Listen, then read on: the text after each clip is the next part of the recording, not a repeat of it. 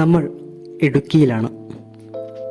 പുള്ളിക്കാനത്തെ ഇരട്ട വെള്ളച്ചാട്ടവും സന്ദർശിച്ച് നമ്മളിപ്പോൾ കോട്ടയം ഇടുക്കി അതിർത്തിയിലാണ്. ഇനി നമ്മൾ പോകുന്നത് വാഗമണ്ണും ഇലവീഴാപ്പൂഞ്ചിറയും കാണാനാണ്. സമയം നമുക്ക് പ്രതികൂലമാണെങ്കിലും കുറച്ച് ദൃശ്യങ്ങളെങ്കിലും പകർത്തേണ്ടതുണ്ട്. പുള്ളിക്കാനം വരെ എത്തി വാഗമൺ കണ്ടില്ലെങ്കിൽ അതൊരു പക്ഷേ ഈ യാത്രയുടെ കനത്ത നഷ്ടമായിരിക്കാം. അങ്ങനെ വാഗമണ്ണിലേക്കുള്ള നമ്മുടെ യാത്ര തുടരുകയാണ്. അതിമനോഹരമായ പ്രകൃതി ദൃശ്യങ്ങളാണ് കാഴ്ചയിൽ അത്രയും.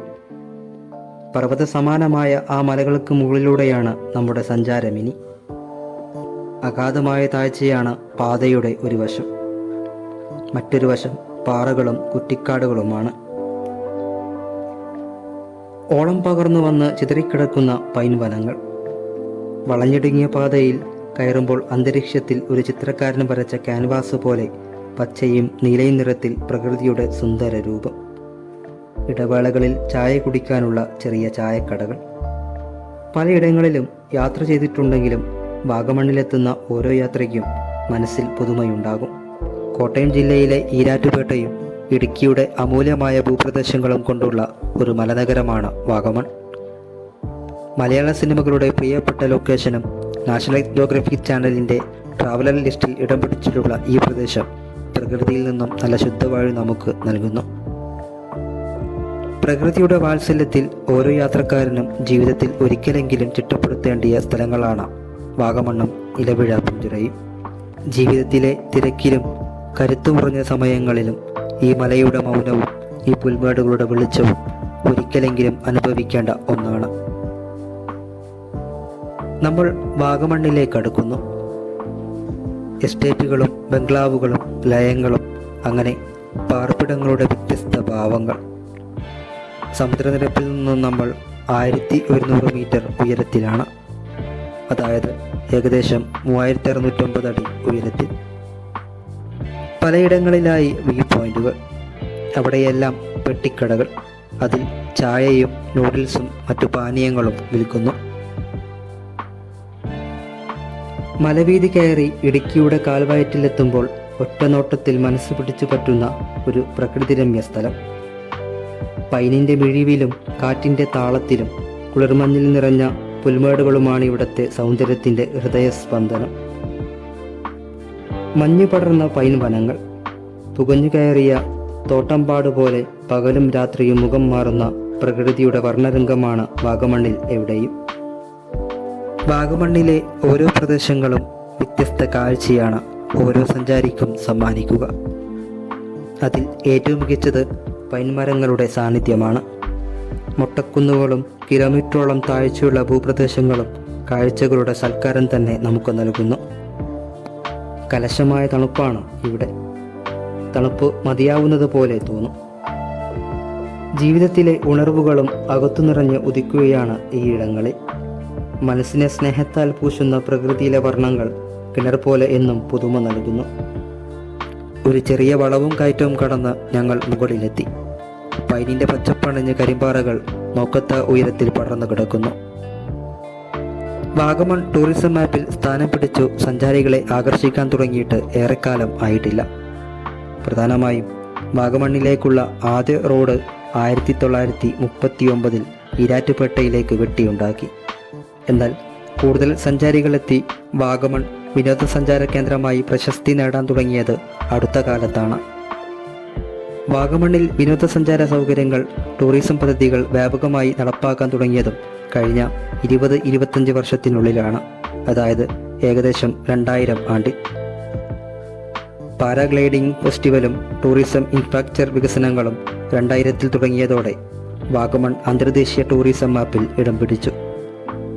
ചുരുക്കത്തിൽ കൂടുതൽ വലിയ തോതിൽ സഞ്ചാരികൾ വാഗമണ്ണിൽ എത്താൻ തുടങ്ങിയത് 25 വർഷങ്ങൾക്ക് മുമ്പാണ്. അങ്ങനെ വാഗമണ്ണിൻ്റെ ചരിത്രത്തിലൂടെയുള്ള യാത്രയ്ക്ക് ശേഷം നമ്മൾ ഇലവീഴാപ്പൂഞ്ചിറയിലേക്ക് കടക്കുകയാണ്. കോട്ടയം ജില്ലയിലെ മേലുക്കാവ് വില്ലേജിൽ കാഞ്ഞാറിനടുത്താണ് ഇലവീഴാപ്പൂഞ്ചിറ. വാഗമണ്ണിനോട് ചേർന്നിരിക്കുന്ന മറ്റൊരു അപൂർവ ആസ്വാദ്യ ഭൂമി. 6 മലകൾ ചേർന്ന് വളയം വരച്ച ഇലവീഴാപ്പൂഞ്ചിറ പുൽമേടുകളിൽ വേനലും മഴയും കാറ്റും കുളിർമഞ്ഞും ചേർന്ന് വിലസുന്ന ഏകാന്ത പ്രകൃതിയുടെ മധുരകാവ്യമാണ് ഇവിടെ. മഴയുടെ പാട്ട് ആലപിക്കുന്ന കാട്ടുകിളികൾ, പുൽമേടുകളിലകത്ത് വീണൊഴുകുന്ന വെള്ളച്ചാട്ടങ്ങളുടെ താളം. അങ്ങനെ ഇലവീഴ പൂഞ്ചിറയ്ക്ക് സമീപം നമ്മളെത്തി. തേയിലകൾ നിറഞ്ഞ സുന്ദരമായ കുന്നുകൾ, കുന്നുകൾക്കിടയിൽ തേയില നുള്ളുന്ന തൊഴിലാളികളുടെ ലയങ്ങൾ, മനോഹരമായ കാഴ്ചകൾ, മറ്റൊരു മനോഹര വീട്, തേയിലത്തോട്ടങ്ങൾ നോക്കി നടത്തുന്ന മാനേജർമാരുടെ മറ്റോ ആണ്. സുന്ദരമായ ഭൂമി, നോക്കത്താ ദൂരത്തിൽ തേയില അങ്ങനെ നീണ്ടു കിടക്കുകയാണ്. അവിടുന്ന് വീണ്ടും നമ്മൾ യാത്ര തുടരുകയാണ്. ഇതിലും പ്രകൃതിരമ്യമായ സ്ഥലങ്ങൾ മുമ്പോട്ടുണ്ട്. പോകുന്ന വഴിയെല്ലാം അതിസുന്ദരമാണ്. കാറ്റിൻ്റെ താളത്തിലാണ് ഇലവിഴ പൂഞ്ചിറയുടെ ജീവിതം. മ്ലാവുകൂട്ടം പോലെയും മഴക്കാലത്തെ പുഴയുടെ ഒഴുക്കുപോലെയും ഇന്നലേക്കാൾ കൂടുതൽ ഇന്ന്. മഞ്ഞ് പടർന്നു പരക്കുന്ന ഓരോ പുൽമേറ്റിലും ജീവന്റെ സാന്നിധ്യം കാണാം. രേഖാരേഖകളായ പാതയിൽ സൂര്യൻ നിലാവടിക്കുന്ന ഭാവങ്ങൾ, എല്ലാം ആസ്വാദ്യമായ ഭൂമി.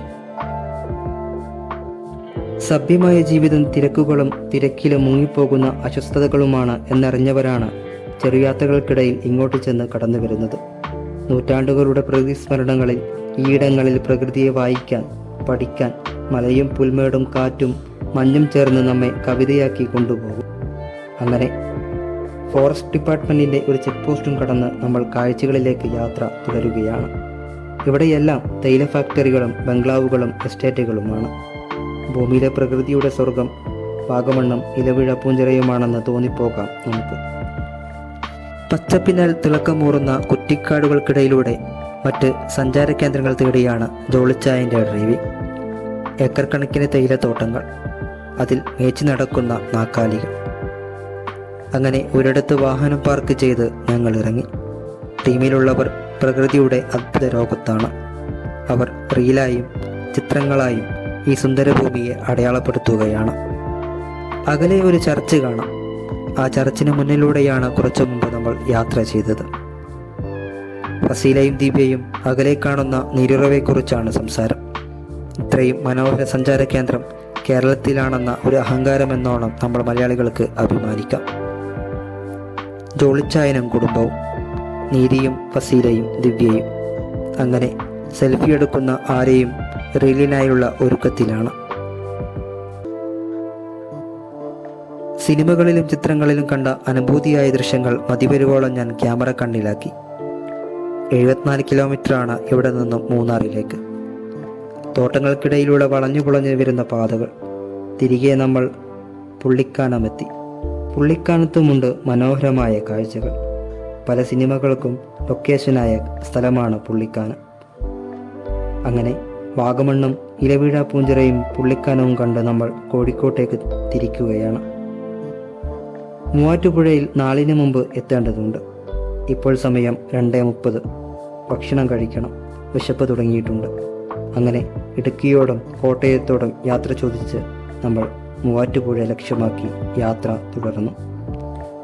യാത്ര കഴിഞ്ഞാലും അവിടുത്തെ മഴ, കാറ്റ്, പച്ചപ്പ്, മഞ്ഞ് അങ്ങനെ എല്ലാം സ്വന്തമാവും. ജീവിതത്തിന് പുറത്ത് വേറൊരു കവിതയുടെ ലോകം അത്ര വിദൂരമല്ലെന്ന് ഈ ഭൂമിയിലെ സ്ഥിരം സഞ്ചാരി മനസ്സിലാക്കും.